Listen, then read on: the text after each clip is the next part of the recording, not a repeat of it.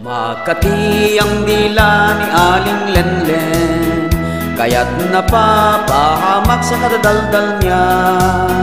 Muntik nang maputol ang kanyang dila, ngunit wala pa rin siyang kadala-dala.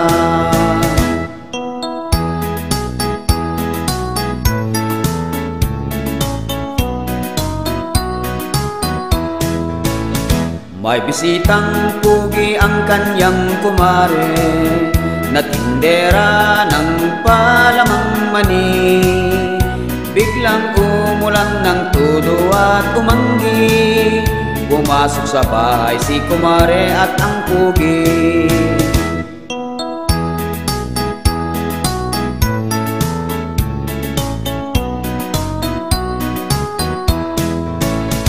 Kung kaya't si Aling Lenlen ay lumapit, ang tenga sa dingding ay dinikit, para siyang sigurado sa ichismis.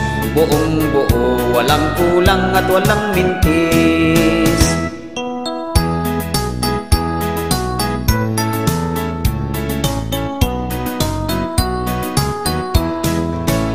At heto nga ang istorya ni Aling Lenlen, ganito ang nasagap ng kanyang tenga. Basa na rin lang pare ang itlog mo, ipasok mo na at itabi sa aking mani.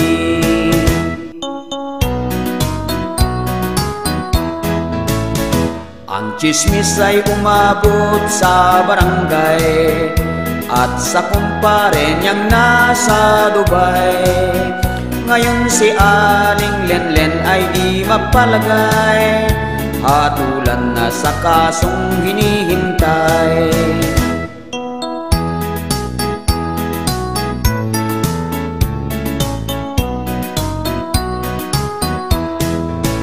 At heto nga ang istorya ni Aling Lenlen, ganito ang nasagap ng kanyang tenga.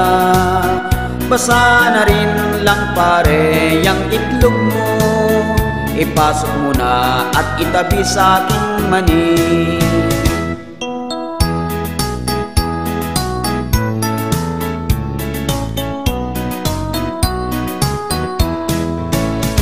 Ang chismis ay umabot sa barangay, at sa kumpare niyang nasa Dubai.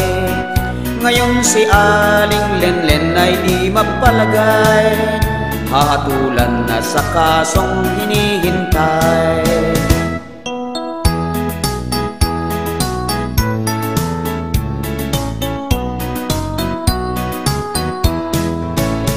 Makati ang dila ni Aling Lenlen, kaya't napapahamak sa kadadaldal niya. Muntik nang maputol ang kanyang dila, ngunit wala pa rin siyang kadala-dala.